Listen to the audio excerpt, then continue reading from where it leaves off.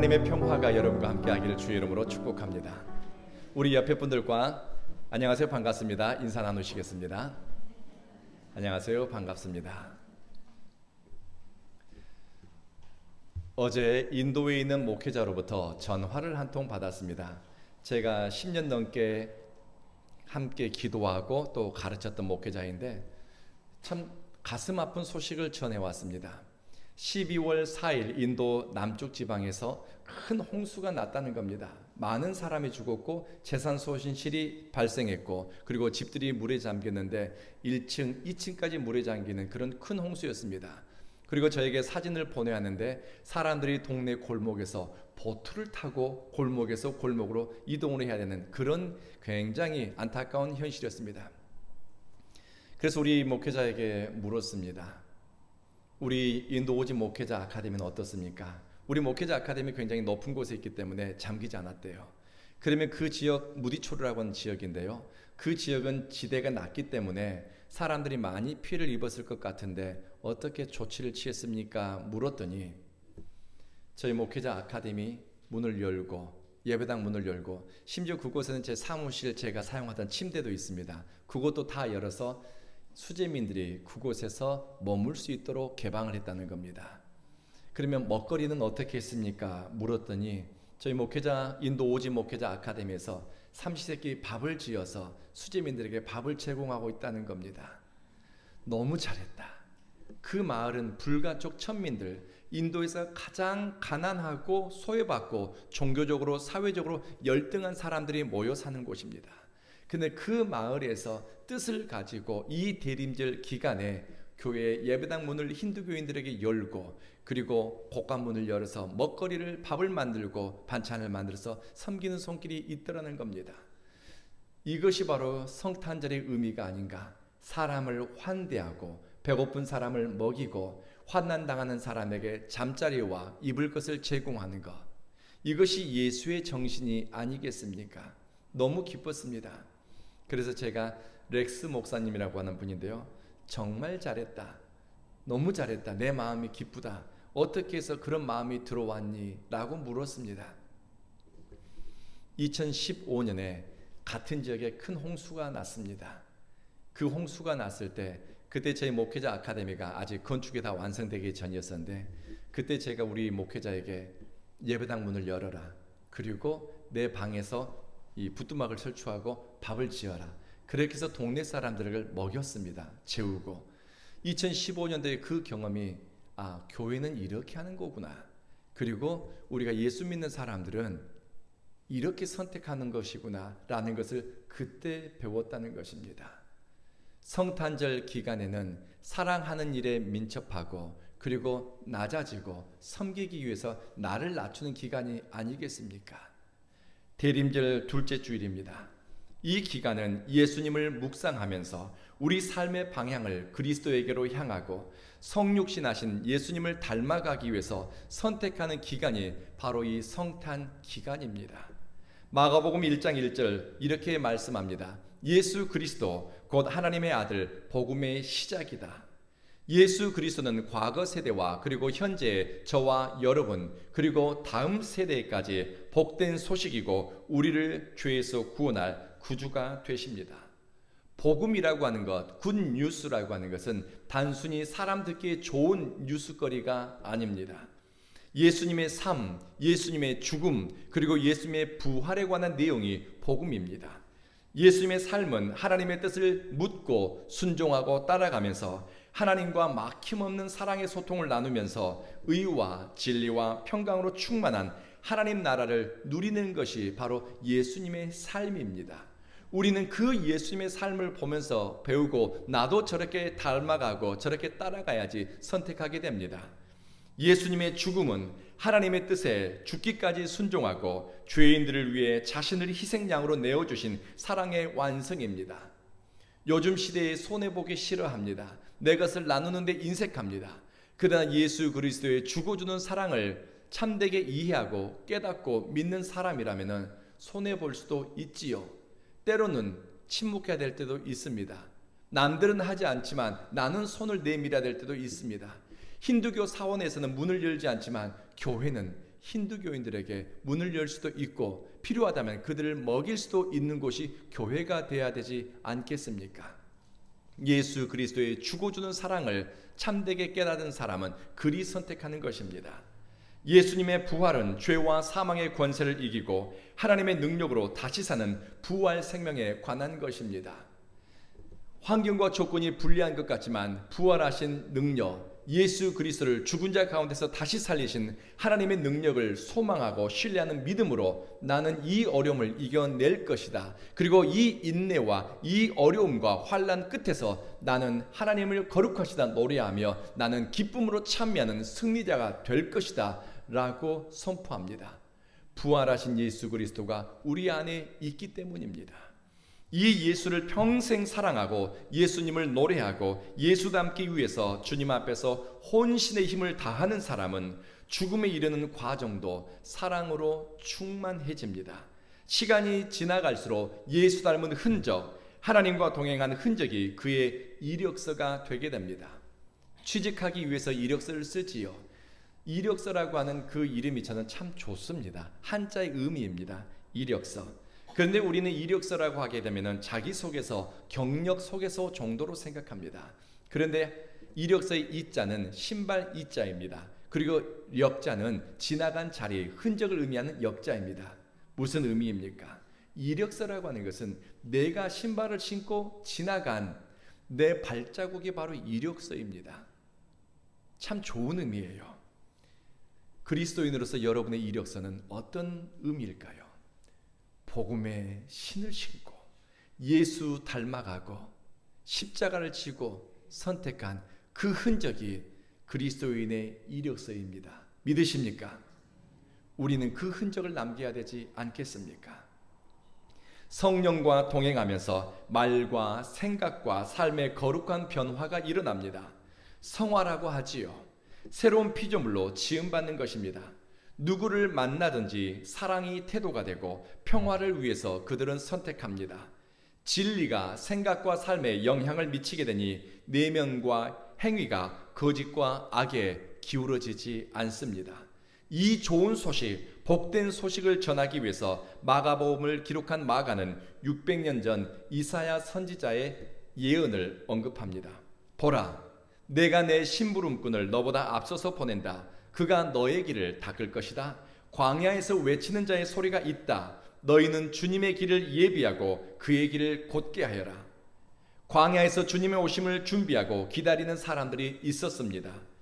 이스라엘 광야는 나중에 우리 성도님들과 꼭 한번 그곳에 가서 주님을 예배하고 그곳에서 성찬식을 같이 해보고 싶어요. 이 광야는 생존을 위협하는 극한 곳입니다. 그런데요, 이 생존을 위협하는 극한 곳에서 위대한 헌신의 사람이 나옵니다. 그리고 광야는 영적 저력을 키우는 도장이 됩니다. 예수님도 광야에서 하나님 사랑 체험을 깊이 했습니다. 광야이기 때문에 죽겠다, 힘들겠다, 못 살겠다가 아니라 그 광야에서 예수님은 하나님의 인도하심과 하나님의 사랑의 공급을 무한하게 경험했습니다. 그리고 끊임없이 그 광야에서 너는 내가 사랑하는 자다, 내가 너를 기뻐하는 자다라고 하는 하나님의 음성을 들은 곳입니다. 광야는 물리적으로 위험한 곳이지만 그곳을 지나면서 영적으로 다듬어지고 새로워지게 됩니다. 출애굽기에서 사람들은 광야에서 죽겠다고 아우성을 쳤지만 하나님은 광야에서 살 길을 찾게 하셨습니다. 사람 보기에는 죽는 길뿐이었지만 믿음으로 순종하는 사람에게는 살 길이 열리고 하늘 양식으로 먹는 곳이 바로 광야입니다. 우리 인생을 때로는 광야와 같다고도 하지요. 힘든 상황을 광야라고 부르기도 하지요. 광야는 피한다고, 외면한다고, 눈 감는다고 피할 수 있는 곳이 아닙니다. 혹시 성도님들 가운데 인생의 광야를 지나신 분이 있다면 외면하고 피하기 위해서 애쓰는 것이 지혜가 아니라 오히려 하나님을 바라보고 하나님을 소망하고 하나님께 인도하심을 구하는 것이 살 길인 줄로 믿습니다. 이 광야를 히브리어로요 미드바르라고 부릅니다. 미라고 하는 접두사는 뭐뭐에 붙어서라고 하는 의미입니다. 우리로 얘기하면 영어로 with의 의미가 있겠지요. 그리고 미라고 하는 접두사 뒤에 이 다바르라고 하는 것은 하나님의 말씀입니다. 무슨 의미입니까? 광야는 하나님의 말씀에 붙어서라고 하는 뜻을 가지고 있습니다. 그래서 어떤 성서학자는 광야는 하나님의 말씀이 있는 곳이다, 그곳에 하나님이 계신다라는 의미로 해석했습니다. 광야는 원초적인 위험이 도사리고 있는 곳입니다. 우리의 인생이 광야와 같을 수 있습니다. 어떻게 광야를 통과하는가? 하나님의 말씀을 붙잡고 하나님과 동행하는 장소가 될 때 그곳 광야는 은혜의 땅이 된다는 것입니다. 그래서 이스라엘 사람들은 이 단어 한마디에도 하나님에 대한 신앙 고백을 담았습니다. 성도 여러분, 인생의 광야를 지나고 있습니까? 하나님의 말씀을 붙잡는 것이 지혜요, 임마누엘 하나님과 동행하는 것이 살 길인 줄로 믿습니다. 인생의 광야를 통과할 때 기억해야 할 것이 있습니다. 광야에도 하나님이 계시는구나, 그곳에서 하나님의 말씀을 붙잡아야 내게 살 길이 열리겠구나 라는 것입니다. 말씀 붙잡고 순종할 때 성경은 이렇게 약속합니다. 광야에 길이 생기고 사막에 샘이 솟는다, 주님은 말씀하셨습니다. 그래서 하나님은 당신의 사랑하는 사람을 때때로 광야로 데리고 나가기도 하셨습니다. 창세기 12장에서 하나님은 아브라함을 광야로 브엘세바로 보냈습니다. 이 광야에서 좋은 것이 하나도 없는 곳에서 하나님은 아브라함에게 복을 선포했습니다. 광야를 지나면서 아브라함은 하나님과 사귐의 복을 누릴 수 있었습니다. 그 광야에서 아브라함은 내가 선택하고 내가 주인된 인생을 사는 것이 아니라 하나님의 주권에 순종하고 따르는 것을 그는 익히게 되었습니다. 하나님을 사랑하는 많은 사람들이 의도적으로 혹은 상황에 떠밀려 광야로 나아갔습니다. 그리고 그곳에서 하나님을 의지하고 사랑하고 하나님과 동행하는데 그들은 혼신의 힘을 기울였습니다. 이 많은 사람 가운데 특별한 은총을 입은 사람이 오늘 성경에 등장하는 세례 요한입니다. 영어로 세례 요한을 존 더 베프티스트라고 부르지요. 세례 요한. 세례 요한은 선지자입니다. 세례 요한을 가리켜서 주님의 길을 예비하는 사람이라고 소개합니다. 세례 요한은 2000년 전 선지자 전통을 따르는 사람이었습니다. 그는 사람들에게 죄를 회개하고 세례를 받으라고 가르쳤습니다. 많은 사람들이 세례 요한의 설교를 들으면서 마음에 찔림이 있었고 자기의 죄를 뉘우치고 세례를 받고 또 도전을 받았습니다. 그래서 세례 요한을 선지자처럼 여기고 따랐습니다. 그런데 요한은 자기를 따르는 사람들에게 이렇게 이야기합니다. 나보다 더 능력 많으신 분이 내 뒤에 오십니다. 나는 몸을 굽혀서 그분의 신발끈을 풀 만한 자격도 없습니다. 나는 물로 여러분에게 세례를 베풀지만 그분은 성령으로 여러분에게 세례를 베풀 것입니다. 누군가의 신발끈을 풀어주는 것은 종의 역할입니다. 요한은 많은 사람에게 존경을 받고 심지어 헤롯 왕까지 세례 요한을 무서워할 정도로 영향력이 대단한 사람이었습니다. 그러나 자신은 예수 그리스도를 섬기는 데 있어서 종의 역할을 감당할 만한 존재가 아니라고 고백했습니다. 철저히 자신을 주님 앞에 낮췄습니다. 행여 자신의 역할이 주님의 영광을 가리울까 자신을 숨겼습니다. 몇 년 전 예루살렘에서 닥터 진저라고 하는 교수님 밑에서 고대 근동 지방의 문화에 대해서 배울 기회가 있었습니다.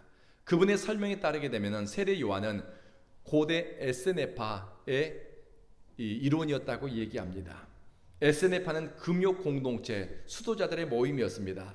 예루살렘에서 1시간 정도 떨어진 사해바다 근처 쿰남이라고 하는 곳이 있습니다. 여러분 아마 쿰남 공동체 혹은 쿰남 사본 들어보셨을 것입니다. 이 쿰남 공동체에서 에스네파 사람들이 모여서 금욕적인 생활을 했습니다. 그분들은 하루에 3분의 1을 성경을 읽고 말씀 묵상하는데 기도하는데 보냈습니다. 물로 자신들을 씻으면서 정결 예식을 행하고 경건한 삶에 집중했습니다. 세례 요한이 사람들에게 물로 세례를 준 것은 세례 요한만의 독특한 의식이 아니었습니다. 그때 당시에 에스네파 사람들도 그리고 경건한 종교인들도 물로 씻는 행위를 했습니다. 아시아 문화권, 특히 인도와 같은 나라에서는 수천 년 전부터 이 신전을 출입할 때 사람들이 물로 씻는 의식이 있습니다. 또 시크교라고 하는 종교도 그들은 이렇게 가게 되면 이 구에서 물이 흘러갑니다. 그 물에서 발을 씻거나 손을 씻고 신전에 출입하도록 했습니다. 물로 몸을 씻는 것은 많은 종교 전통에서 발견할 수 있는 것입니다. 세례 요한이 무엇을 먹고 무슨 옷을 입고 그가 회개하라고 외쳤고 세례를 주었다는 것보다 저에게 굉장히 감동을 주는 구절은 이것입니다. 내 뒤에 오시는 분은 나보다 능력이 많으시다. 나는 그분의 신발끈 풀 자격도 안 된다. 요한은 새로운 시대를 여실 분이 오실 것이다. 그분은 성령으로 세례를 주게 될 것이다 라고 선포했습니다. 마태복음 3장에서는 좀 더 구체적으로 이 내용이 소개되어 있습니다. 그분이 오시면 추수꾼의 타작마당처럼 알곡과 쭉정이를 골라낼 것이다. 알곡은 곡간으로 드리고 쭉정이는 불에 태울 것이다 라고 했습니다. 세례 요한은 예수님의 오심을 이렇게 해석한 것입니다. 알곡과 쭉정이가 섞여 사는 이 세상, 시간과 공간 속에 주님은 경계를 긋고 새로운 시대가 열릴 것이다. 하나님의 심판이 시작되었다라고 요한은 선포했습니다. 세례 요한이 위대한 선지자로 존경받는 것은 그가 새로운 시대를 여는 신호탄이 되었기 때문만은 아닙니다. 왜 요한이 존경받고 사랑받는가? 요한은 예수님의 사역과 그리고 예수님의 능력을 그분이 누구인가를 정확히 알고 사역의 본질을 알았기 때문입니다. 또한 예수님이 성령의 시대를 열 것이라고 하는 것을 세례 요한은 영적으로 깨달았습니다. 왜요? 그는 광야에 머물렀지만 광야에서 성령 충만한 삶을 그는 누렸습니다. 성령이 이끌어가니 세례 요한에게는 오시는 예수 그리스도가 크게 보이고 예수 그리스도를 위해서 그는 목숨을 내어놓게 되었습니다. 역사의 분기점, 하나님의 뜻을 이루고 새 시대가 시작되는 것을 세례 요한은 예수님을 중심으로 본 것입니다. 많은 사람들이 세례 요한을 지지하고 따랐지만 자신은 예수님의 신발끈 풀 자격도 없는 존재라고 고백했습니다. 사람들의 인기, 사람들의 박수, 대중들의 지지 때문에 자신의 위치를 헷갈리지 않았습니다. 사람이 교회에서, 가정에서, 사회 공동체 안에서 자신의 역할과 위치를 아는 것은 겸손한 사람입니다. 참된 신앙은 정직한 자기인식과 또 겸손을 갖게 합니다. 사람들이 세례 요한이 그리스도의 자리에 오르기를 원했을지 모르지만 그는 광야에 외치는 자의 소리에 불과하다는 것을 깨달았습니다. 영혼이 맑고 깨끗한 사람은 자기 위치를 정확하게 압니다. 오시는 예수 그리스도가 그들을 정확하게 깨달아집니다. 그는 흥하여야겠고 나는 쇠해야 할 것이다 고백을 하게 됩니다. 디딤돌이 되는 것을 기뻐하지 자기를 주장하지 않습니다. 세례 요한의 진짜 실력이 어디에 있는가? 자기를 정직하게 인식하고 예수 앞에 자기를 낮추는 겸손함, 진실됨, 그리고 예수만 높이는 신앙입니다. 저는 우리 온 교회 믿음의 식구들이 이와 같은 믿음의 사람으로 성장해 가기를 주의 이름으로 축복합니다. 하나님을 사랑하는 사람의 평생의 소원이 무엇일까요? 신약 성경에 시므온과 한나라고 하는 여인이 나옵니다. 이 두 어르신들은 할머니 할아버지입니다. 평생을 예루살렘 성전에 머물며 기도하면서 하나님의 때가 임하기를 그리고 우리를 주에서 구원하실 구세주를 기다렸습니다. 그런데 이 할아버지와 할머니에게 영감이 왔습니다. 그들이 죽기 전에 메시아를 만날 것이라고 하는 놀라운 복이었습니다. 결국 그들은 평화의 왕으로 오신 예수 그리스도를 안게 됩니다. 아기 예수를 만났지만은 그들은 이 예수를 통해서 인류 구원의 길이 열릴 것이라고 하는 하나님의 섭리를 전해드린 사람이 바로 안나와 시므온이라고 하는 할아버지와 할머니였습니다. 그들은 예루살렘에서 어떤 사회적 영향력이 있는 존재가 아니었습니다. 안나라고 하는 분은 과부였습니다. 오랜 시간. 그리고 시므온은 나이가 많이 되었습니다. 하나님은 그가 누구인가? 사회적 위치와 나이와 그의 어떤 영향력이 아니라 주님을 깊이 사랑하는 사람, 하나님 안에 머무는 사람, 평생의 소원이 하나님의 뜻과 섭리 안에 머물기를 원하는 사람에게 하나님은 당신의 뜻과 섭리를 살짝이 보여줍니다. 이 은혜를 누린 사람이 얼마나 복된 사람이겠습니까? 이 은혜를 아는 사람은 나이가 들어갈수록 죽음의 시간이 다가올수록 내가 하나님께로 돌아갈 날이 가까웠구나 라는 것을 깨닫게 됩니다. 최근에 어떤 믿음의 식구로부터 어머니의 죽음에 관한 이야기를 들었습니다. 참 감동적인 이야기였습니다. 99세의 어머니가 하나님의 부르심을 받았는데 돌아가시기 전날 아들과 함께 집에서 찬송하고 예배드리고 하나님을 높여드리고 잠자리 드시고 다음날 아침 주님의 부르심을 받았다고 합니다. 인생의 마지막의 선택이 주님을 예배하는 일이었습니다. 하나님께서 불러가기 전에 했던 일이 주님을 찬양하는 일이었습니다. 그리고 안식 가운데 영원한 위로와 평화 속으로 초대받은 것입니다. 이 이야기를 성도님을 통해 듣는데 저도 모르게 나도 그렇게 살다 그렇게 죽고 싶구나 이런 마음이 들어오는 것입니다. 아마 그 성도님에게는 그것이 부모님이 보여주시고 남겨주신 영적 재산이라고 생각합니다. 사랑하는 성도 여러분, 여러분이 자녀들에게 물려줄 유산은 무엇이 있습니까? 여러분의 삶을 보면서 자녀들은 저렇게 살다 저렇게 하나님께 돌아가야지 흔적은 무엇입니까? 우리 그 흔적 남겨야 되지 않겠습니까? 너는 나처럼 예수를 사랑하다 나처럼 주님께 돌아가라. 이것을 우리의 자녀들에게 유산처럼 물려줘야 되지 않겠습니까? 인생에서 예수를 바라고 예수를 소망하는 이들은 예수님으로 충만해집니다. 인생의 목적을 하나님께 영광 올려드린 일에서 찾는 사람은 먹든지 마시든지 무엇을 하든지 하나님의 영광을 구하게 됩니다. 이 일은 예루살렘 성전에서도 가능하지만 세례 요한처럼 광야, 아무도 찾지 않고 아무도 보지 않는 장소에서도 일어납니다. 말하는 것도 가르치는 것도 선택하는 것도 하나님의 영광을 위해서 살아가는 사람은 시간이 갈수록 진리로 빛이 나고 가까이 갈수록 사랑스럽고 젊은 사람과 나이 든 사람에게 그리고 가까이에 있는 가족과 자녀들에게 존경을 받게 됩니다. 이렇게 하나님의 영광을 위해 사는 사람은 오래 살고 짧게 살고 하는 상관없이 죽어도 여한이 없을 만큼 하나님 사랑으로 충만해지고 소망과 기쁨으로 가득하게 됩니다. 죽음을 향해 가면서도 인생의 끝은 의문이 아니라 천국에 대한 확신이요 내 주 예수 계신 그곳을 바라보면서 노래하며 가게 됩니다. 이렇게 살아가는 분에게는 무슨 미움과 원망, 시기와 질투, 회한과 미련이 남겠습니까?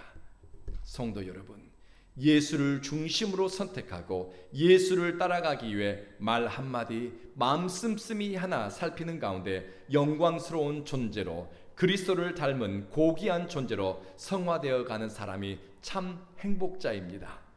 대림절 둘째 주일입니다. 예수 그리스도의 오심을 축하하는 시기에 여러분 속에 예수님으로 충만하고 인생의 광야를 통과하는 것 같은 어려움에 처한 사람에게도 그곳에 샘이 나고 그곳에 길이 열리기를 우리 구주 예수 이름으로 축복합니다. 기도하겠습니다.